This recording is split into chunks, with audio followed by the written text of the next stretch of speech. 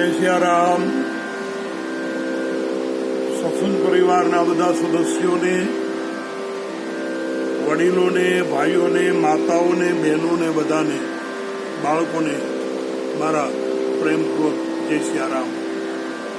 આજે 24મી મે અને રવિવાર,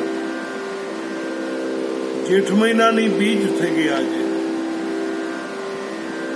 જેઠ શુદ્ધ બીજ. આજે બીજનું બહુ મહત્વ છે. આવો આપણે આરતીના મૂળ સ્વરૂપના દર્શન થોડા કરીએ. એ આરતી કરું મારા ગુરુદેવ સંત છોડાવ્યા સર્વે ફંદ 84 બંધ હરિગુરુ દેવની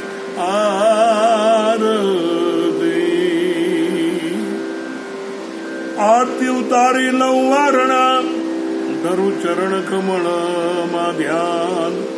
સદગુરુને શિષ્ય સોંપતા એ મારું ટળી ગયું દેહ અભિમાન. હરિગુરુ દેવની આરતી. અરે સદગુરુએ અમને શાનમાં સમજાવી સઘળી રીત. સદગુરુએ મને શાનમાં સમજાવી સઘળી રીત.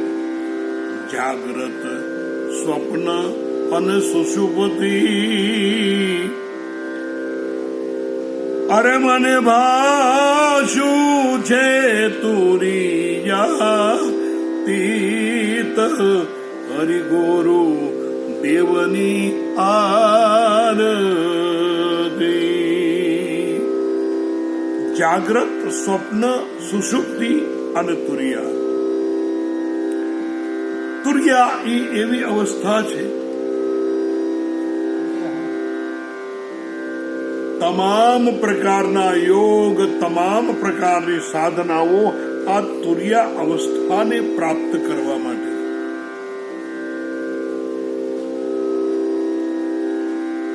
જાગ્રત, સ્વપ્ન અને સુષુપ્ત. તો જુઓ, એક વાત છે કે કોઈ પણ જીવ, એમાં હું કે તમે કે કોઈ પણ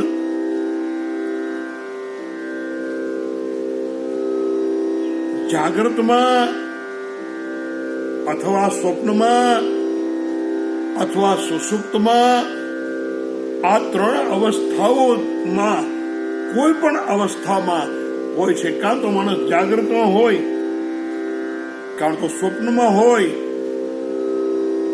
કાં તો સુષુપ્તિમાં હોય, પણ એને તુરિયાની જરાય ખબર નથી. તુરિયા અવસ્થાથી અનભિજ્ઞ છે. અને તુરિયા છે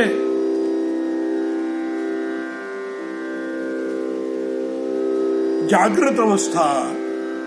એના માટે આપણે કાલે કહ્યું એમ, જાગ્રત અવસ્થા એટલે બહારનો પ્રકાશ.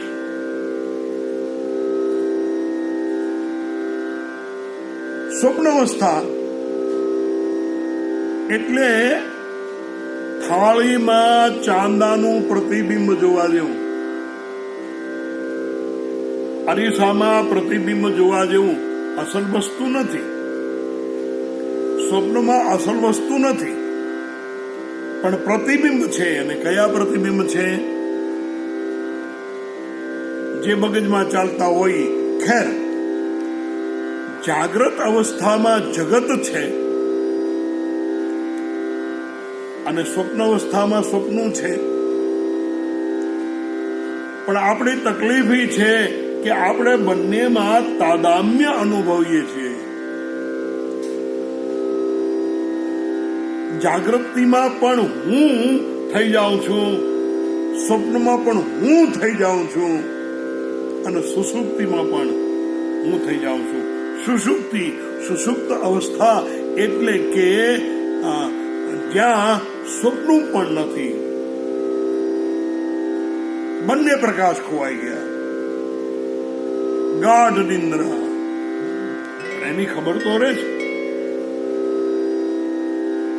તો જાગૃત અવસ્થામાં બહારનો પ્રકાશ, વસ્તુઓ દેખાય, આપણે જાગી જાય એટલે બધું દેખાય આપણને. આ ઘર છે, બાર છે, ફામણી છે, વસ્તુઓ દેખાય છે, પણ સ્વયં નથી દેખાતો, પોતે નથી દેખાતો, અરે પોતાનો પડછાયો નથી દેખાતો.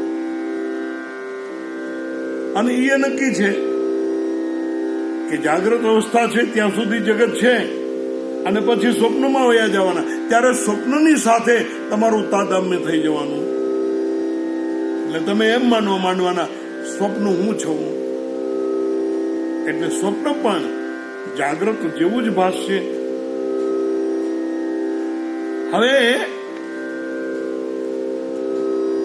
જાગૃતમાં સંસાર દેખાય છે, પણ આત્મા દેખાતું નથી.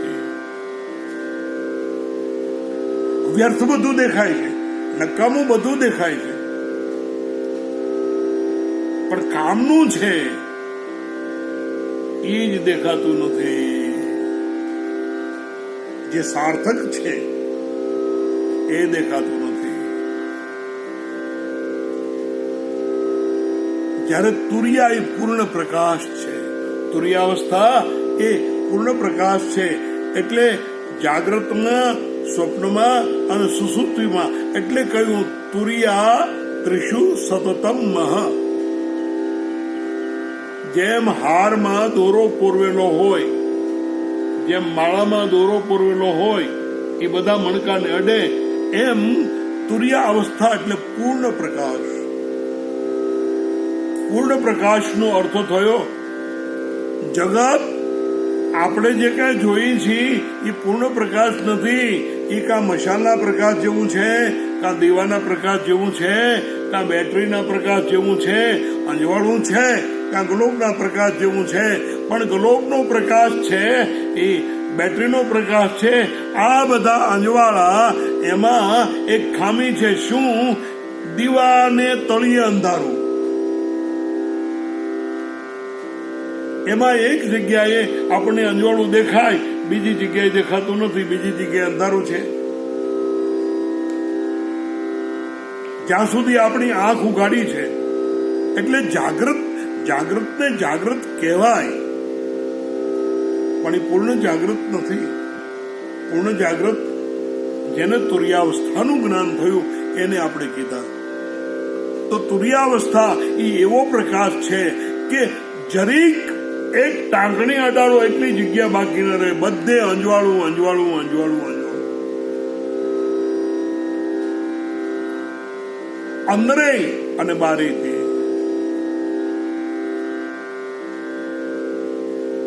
અંદર પણ અંજવાળું, બહાર પણ અંજવાળું. પ્રકાશથી શું થાય? એક ઓરડામાં આપણે બેઠા હોય અને એમાં પ્રકાશ છે, પૂર્ણ પ્રકાશ છે, તો બધી વસ્તુઓ આપણને દેખાય, અને દેખાય એટલે આપણી પાસે બધું જ છે એમ આપણને લાગે. એમ તુરિયા અવસ્થા પ્રાપ્ત થયા પછી બધું મારી પાસે છે અને બધામાં હું છું.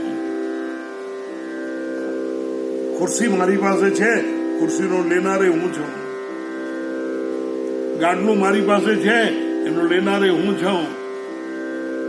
તપેલી મારી પાસે છે, એનો લેનારે હું છું. બધું મારી પાસે છે, બધું મારું છે, અને બધું હું છું. બસ આનું નામ બ્રહ્મ.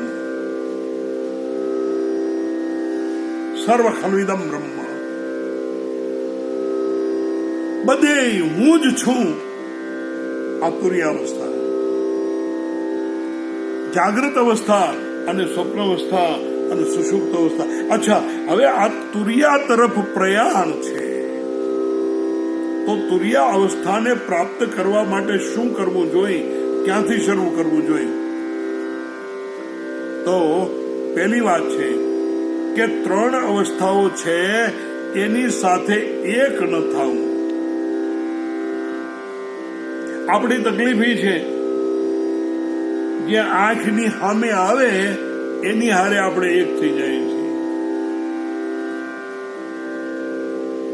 આપણે સિનેમા જોવા બેઠા હોય તો ઘણા એમાં રડતા હોય. તાદામ્ય, એકતા. એ ખબર નથી કે આ પડદા ઉપર ચિત્ર ચાલે છે. આપણી આંખની સામે જે આવે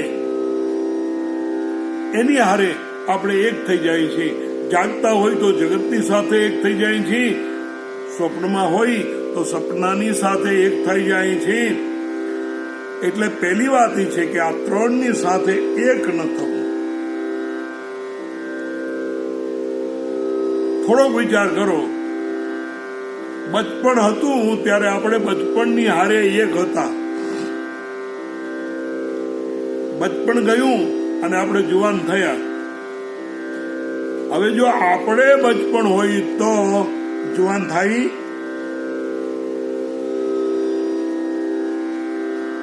જુવાન કોણ થયું? શરીર. બચપણમાં કોણ હતો? હું હતો. અને જુવાનીમાં પણ કોણ છે? હું છું. જો બચપણ જ જુવાન થાય અને જુવાન થયા પછી ઘરડા થયા, બુઢાપો આવ્યો, આ બધું આપણી આસપાસ છે. બાળપણ, જુવાની, બુઢાપો, તડકો, ઠંડી, વરસાદ વરસે અને આપણે માનવા માંડીએ કે હું વરસાદ છું. તડકો પડે ને માનવા માંડીએ હું તડકો છું. આપણી ઈ દશા છે. તડકાને પોતાનો માનવો, ગરમીને પોતાનો, એનો અર્થ એ નથી કે તમારે પરસેવો નીકળવા દેવો. સુવિધાઓ ઉત્પન્ન કરવી, સુવિધાઓ ભોગવવી, પણ સુવિધાની સાથે એક ન થવું, એની સાથે તાદામ્ય નહીં. એ હું નથી. બચપણ હું નથી, જુવાની હું નથી, બુઢાપો હું નથી. એ શરીર છે. ભોજન બહુ પ્રેમથી કરવું જોઈએ, પણ ભોજન કરતી વખતે એ ધ્યાન રાખવું જોઈએ કે આ ખાય છે, ભોજન લે છે, સ્વાદ લે છે, તે હું નથી. શરીર છે. સ્વાદ લે છે તે જીભ છે. ભૂખ લાગી તો એ ધ્યાન રાખવાનું કે ભૂખ મને નથી લાગી. દરેક એક વસ્તુ જોવાની છે, કઈ કે તમારી ભીતર એવું કોઈ ચૈતન્ય તત્વ છે કે જે તમારી સાથે યાત્રા કરે છે અને તમને ભ્રાંતિમાં એ દેખાતું નથી. દરેક વ્યક્તિની પાસે ચેતન તત્વ છે, એક એવું તત્વ છે કે જે આપણી સાથે યાત્રા કરે છે અને એનું નામ છે આત્મા. હવે શરૂઆત ક્યાંથી કરીશું? તો શરૂઆત જાગૃતિથી થાય. સ્વપ્નમાં તો સુઈ ગયા છો, ખબર જ નથી તમને. અત્યાર સુધી ક્યારેય કોઈને એક સરખું સપનું આવ્યું એવું નથી. સપનું કોઈ દિવસ તમારી ઈચ્છા પ્રમાણે આવતું નથી, અને છતાં પણ એ સપનાની સાથે તમે એક થઈ જાઓ છો. માટે સપનાથી તો થાય નહીં. તો જાગૃતિથી શરૂઆત કરવાની.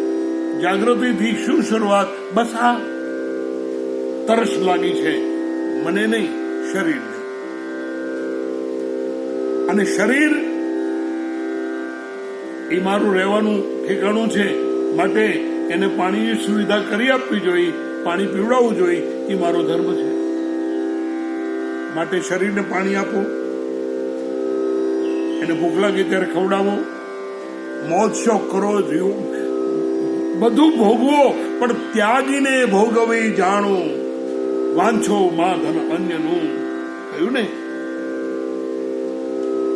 મારું નથી અને છતાં મારે આ કરવાનું છે. કોને માટે? મારા માટે.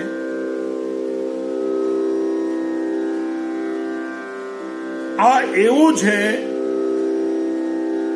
કે આપણે ધુમાડો આપણને ઘેરી લે. આપણે ઉભા હોય ક્યાંક અને ધુવાડાના ગોટા ગોટા હોય તો ધુવાડો આપણને ઘેરી લે. હવે ઘેરી લે એ તમે એમ નામ ઉભા રહી જાઓ એટલે થોડીક વારમાં ધુવાડો ઉયો જાય. ધુવાડો આપણને ઘેરી લે એમ નામ અડકવાની અને તમે ઉભા રહી ગયો એટલે એ ધુવાડો વયો જાય. એમ ઠંડી વહી જાય, તડકો વયો જાય. ધુવાડો વધારે પડતો લાગે તો શરીરને નુકસાન થાય, માટે શરીરને નુકસાન ન થાય એવી સુવિધા ઉત્પન્ન કરવી એ આપણી ફરજ છે. પણ હું શરીર નથી, આનું સતત ધ્યાન રાખવું જોઈએ. આપણે તો એટલા બધા તાદામ્ય અનુભવીએ છીએ. આપણને કોકે ગાળ દીધી એટલે તરત આપણે એની સામે ગુસ્સો કરીએ છીએ, ક્રોધ આવે છે. અને કેટલો ક્રોધ આવે એનું કઈ નક્કી નહીં. હવે ગાળ એને દીધી, ક્રોધ આપણને આવ્યો, કેમ ગાળ? પણ એ વખતે જો આ જ જ્ઞાન હોય કે મને હું શરીર નથી.